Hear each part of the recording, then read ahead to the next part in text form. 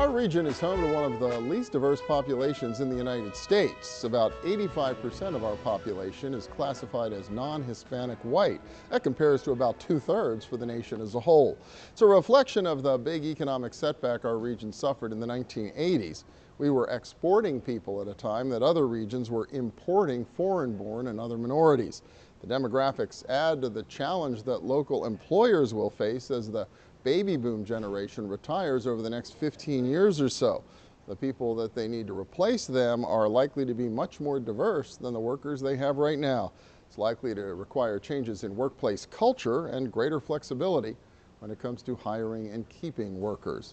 Sandhya Krishnan is a manager of workforce analytics for Highmark Inc., but also a member of the Welcoming Pittsburgh initiative. And welcome. Good to have you. Thank you. Glad to be here. Yeah, I take it you're not a native of Pittsburgh. That is correct. I have been in Pittsburgh for about 7 years now, and we are recent citizens. My husband and I became citizens last year. Well, congratulations. Thank you. That's great. Well, you kind of see this through a couple of lenses, as an immigrant, but also as an HR professional. I guess you're living this in all aspects of your life every day. Right.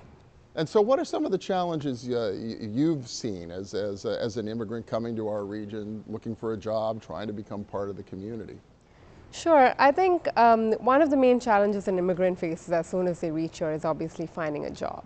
Now, one of the things is you think that all the jobs are out there, but it's really difficult to break through the network. You just apply online and you don't often get replies back.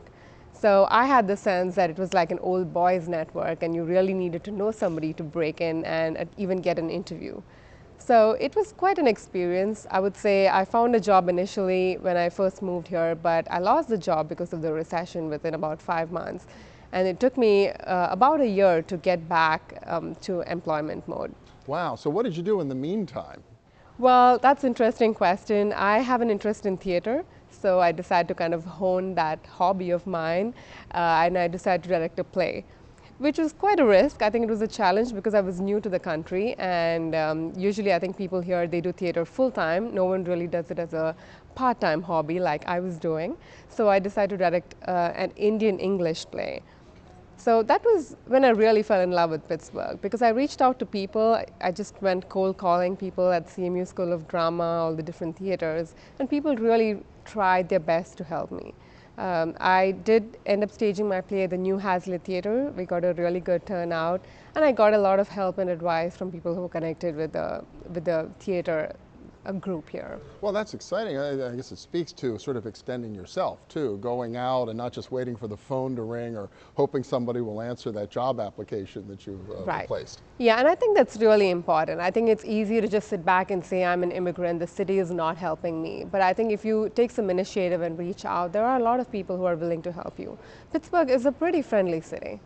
Yeah, well, we hear that. What about inside organizations too? I mean, I talk to so many employers who say, well, we'd love to have more diversity. Right. And yet it doesn't seem to happen that rapidly. Is it enough just to say we're all for diversity inside our workplace, or do employers really have to begin to do more if they want a truly diverse workforce? I do think they have to do more. The reason is there used to be a time when it was enough for recruiters to passively recruit people, just post the jobs out there and hope that immigrants would apply. But that's not the case anymore. You really have to actively engage these immigrants, reach out, have community meetings with them, and find out where the matches lie.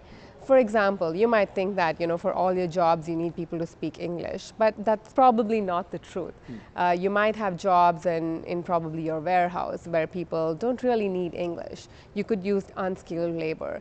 And there are examples of that happening in our region as well. And that proves to be a blessing for a lot of our refugees and a lot of other immigrant communities. So it does take an extra step. It's also not easy for companies to apply for employment authorizations, right? For example, it takes a good amount of resources, like monetary resources and also legal help for a company to apply for an H-1B visa. But I think that external perspective from immigrants is important. And having that diversity will really help a company match up to expectations that are required in the current day business scene. Well, you think about it too, and I mentioned at the beginning that our region has less diversity than most of the country, but a lot of the people we're trying to get to move here Right. are going to look a lot different than many of the people who are already here. This becomes a real challenge for us. That's right. And if you think of it differently, right, if you're a global business, you're serving people who are different than you. You can't just have people from the region and expect to understand the needs of everyone else in the country. So I think immigrants bring that perspective that will improve your products and your services and really help you be a global business leader. All right, well, it's important in the future of the region. Great to have you here in ours. Thank you. Sandhya Krishnan from Highmark. Thanks so much. Thank you. Well, we return what it's like to be a refugee in our region from a faraway place and what all of us can do to help these newcomers feel even more at home. Stay with us.